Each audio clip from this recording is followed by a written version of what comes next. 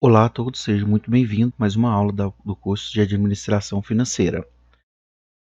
Hoje nós vamos falar sobre os indicadores de solvência de longo prazo. Logo na aula anterior nós falamos sobre os indicadores de solvência de curto prazo.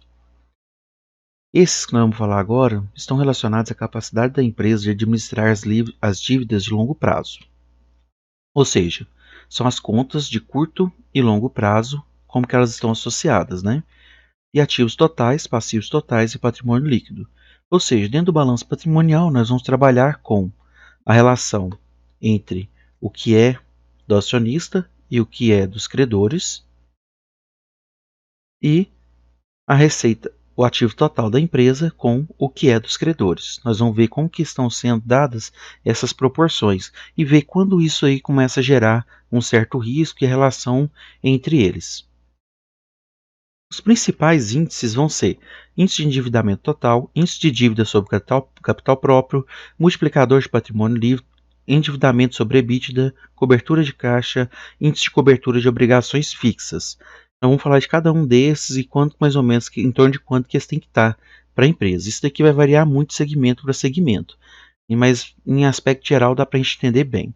Vou deixar esse link aqui logo abaixo do vídeo, que é o que a Standard & Poor's considera como índices razoáveis e índices ruins. Vocês entram lá, você dá para comparar como que ela verifica se um índice está tendo um desempenho ruim ou bom. O primeiro, índice de endividamento geral ou total, mede a proporção do ativo total financiada pelos credores da empresa, capital de terceiros no ativo totais. Ou seja, nós vamos pegar o passivo total e dividir pelo ativo total. E nós vamos chegar na proporção do ativo total, quanto que é representado pelo capital de terceiros. Ou seja, dá uma ideia de alavancagem da empresa. Se o índice for maior do que 0,75, de forma geral, a empresa começa a apresentar um risco muito alto. Se for maior do que 1, dizemos que a empresa tem insolvência contábil. Isso daqui porque ela começa a ter um patrimônio líquido negativo, né? Ou seja, no longo prazo, se a gente fechar a empresa hoje, quitar todas as dívidas, receber tudo, ela ainda fica endividada. Então, acima de 0,75 já começa a gerar um estresse aí na empresa, mostrando que não está numa gerência tão boa. Isso daqui você também tem que analisar no longo do prazo. Por exemplo, no decorrer dos anos, o que vem acontecendo com a empresa? Esse índice aqui, ele foi subindo ou ele foi decrescendo? Porque se ele começa a subir com o tempo, começa ali 0,5, 0,6, 0,65, 0,75, o que você acha que vai acontecer nos próximos anos? Muito possivelmente isso daqui pode gerar, se não mudar o tipo de gerência, um caso de insolvência contábil, chegando acima de 1. Ou a empresa pode mudar a gerência e usar outros artifícios, né, de orçamento de capital para melhorar e ela conseguir se retornar a gerar valor. Ou seja, a regra: quanto mais elevado, maior a quantidade de capital de terceiros usado para gerar lucro. Logo, é interessante ser menor que 0,75. Índice dívida sobre patrimônio líquido ou dívida sobre PL. Mede o quanto a empresa deve em relação com o que ela gera. Por quê? Aqui nós vamos pegar passivo total dividido por patrimônio líquido. Esse índice é muito importante, porque ele vai ver dentro, em relação ao que é da empresa realmente, o que é alavancado por capital de terceiro, certo? Ou seja, você vai ver dentro do capital de terceiros, dividido pelo patrimônio que realmente é da empresa, o que isso daí vai estar relacionado.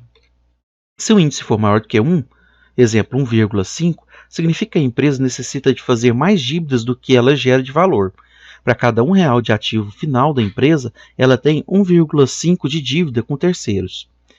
Em média, a regra geral, né? Em média, o índice das empresas brasileiras ficam próximo de 0,55. Segundo a SAF, no curso de Administração Financeira, isso decorre dos juros maiores cobrados no Brasil. Ou seja, a empresa vai ficar em torno disso daqui, variando um pouco para mais e um pouco para menos. Lembrando que, se o índice for maior do que 1, a empresa necessita fazer muitas dívidas para gerar o valor que ela está necessitando. Multiplicador de patrimônio líquido. O multiplicador de patrimônio líquido ele mede o quanto o capital de terceiro auxilia no retorno da empresa, alavancando. Ou seja, dado o patrimônio líquido dela, o quanto que ela necessitou de ativo total, ou seja, o quanto que ela vai se alavancar. Nesse sentido aqui, fica mais fácil de observar essa forma da seguinte maneira. O ativo total ele vai ser patrimônio líquido sobre passivo, mais passivo total. Ativo total, do lado de cá do balanço patrimonial, ele vai ser igual do lado da direita, que é patrimônio líquido mais passivo total. Se eu pego esse, divido por esse e esse por esse, nós vamos ter esse lado de cá fica aqui e esse fica 1, porque é patrimônio líquido sobre patrimônio líquido. Ou seja, o retorno que a empresa está tendo, quanto maior for o multiplicador de PL, é dado pelo passivo total sobre patrimônio líquido. O passivo total sobre patrimônio líquido, ele é o índice anterior que nós calculamos, que vai ser passivo total sobre patrimônio líquido, que é o índice de dívida sobre patrimônio líquido. Ou seja, se ele for muito grande, ele vai chegar nesse quesito, né? Se o índice for maior que 1, significa que a empresa necessita de fazer mais dívida do que ela gera de valor. Ou seja, se aqui é maior do que 1, significa que esse índice nosso aqui, ele vai ser maior do que 2. Está extremamente associado os dois ali. Mede a capacidade da empresa de pagar suas obrigações considerando somente seu lucro operacional. Ou seja, dado o endividamento da empresa, né, que vai ser dívidas de curto prazo e dívidas de longo prazo, isso daqui vai ser quantos por cento do EBITDA, ou seja, do lucro operacional da empresa. Isso daí vai dar uma margem de conforto para a empresa. No resumo dos índices médios de 2007 a 2009, dado pela SP, que é uma agência de classificação de risco, para as empresas de manufatura, o índice do endividamento sobre EBITDA, ele vai seguir esse critério. Se ele for acima de 8,60, esse índice aqui representa um grande risco para a empresa. Se ele for decrescendo, até ele chegar ali próximo de 1, ele já começa a ter um risco de dívida mais baixo. Ou seja, quanto menor esse índice, melhor. Então, valores baixos abaixo de 1 são considerados muito fortes e acima de 5 muito fracos, o que eleva muito o risco da empresa. Também pode ser visto com a quantidade de tempo necessária para a empresa pagar sua dívida através do lucro operacional. Quanto menor, melhor. O índice de cobertura de juros. Esse índice vai medir o equilíbrio entre o que a empresa produz e o preço que se paga pelas suas dívidas. Isso é dado por quê? Porque cada dívida que ela gera com financiamentos e créditos, ela tem que pagar os juros. Ou seja, além dela pagar a dívida, ela tem que pagar os juros. E o quanto que isso daí vai impactar sobre o que ela ganha, o que ela gera de receita. Daí, então, isso é chamado índice de cobertura de juros. Porque se você paga muito caro sobre esses juros, você vai ter um prejuízo muito grande. Nesse caso, nós temos o contrário, né? Porque o EBIT está na parte de cima. O índice de cobertura de juros, quanto maior ele, melhor. Significa que o EBIT está sendo muito acima do que os juros. Se você considerar juros ali, que vão ser abaixo de 10, mais ou menos, ele já começa a ficar um certo risco. E para empresas abaixo de 1, você já tem um risco muito grande.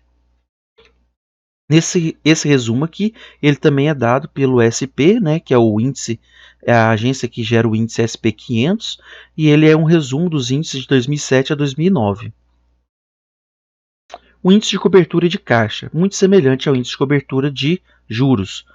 Ele vai medir o equilíbrio entre o que a empresa produz e o preço que se paga pelas suas dívidas, da mesma forma do anterior. Só que nesse caso daqui, ele considera o EBITDA, porque o EBITDA ele considera a depreciação, a amortização, que não tem um efeito de caixa imediato na empresa. E o EBITDA ele é um pouco mais relacionado com o fluxo de caixa operacional da empresa. Sendo que o EBIT, quando você tira a depreciação e amortização, ele fica faltando esse ativo aí, que é um valor monetário que a empresa tem. Então, essa cobertura de caixa ele é um pouco mais realístico. Se a cobertura de caixa for maior do que 3, significa que a empresa está trabalhando com conforto perante o crédito tomado. Esse índice, como o anterior, quanto maior ele, melhor, mais conforto para a empresa. Índice de cobertura de obrigações fixas. Mede a capacidade da empresa de pagar seus compromissos fixos, né? Compromissos no sentido de pagamentos de capital de terceiro aí, né? Ou é capital de terceiro que é acionista, ou é capital de terceiro que não é acionista. mas aqui não estão considerando os fornecedores, tá? Os fornecedores, ele teoricamente já foi debitado no EBIT. Então você pega o EBIT mais arrendamento, dividido pelos juros que você paga dos empréstimos, mais os arrendamentos do principal, né? Que você paga dos arrendamentos, o amortizado principal, mais os dividendos, vezes 1 dividido por 1 menos T, onde esse T aqui vai ser a alíquota aplicável normalmente de 0,34. Isso daqui é para fazer um balanceamento, porque quando você considera o amortizado principal e dividendos, eles não são considerados na alíquota. Então você retira, você multiplica aqui para fazer um tipo de ajuste dessa alíquota. Se o índice se aproximar de 1, ou seja, se o índice de cobertura de obrigações fixas ele se aproxima de 1 ou for reduzindo com o tempo, na análise no horizontal, pode mostrar um estresse no fluxo de caixa, que não é uma coisa boa. Mas, da mesma forma, se o índice ficar menor que 1 por muito tempo, a empresa se torna insustentável, podendo ir à falência. Esse índice, como os outros todos, né, ele também tem que ser analisado no decorrer do tempo, numa análise horizontal só dos índices. A regra, né? Quanto menor o índice, maior o risco para os credores e proprietários. Quanto maior o índice, menor o risco para todos os stakeholders, né? Então é isso. Até a próxima aula, né? Obrigado.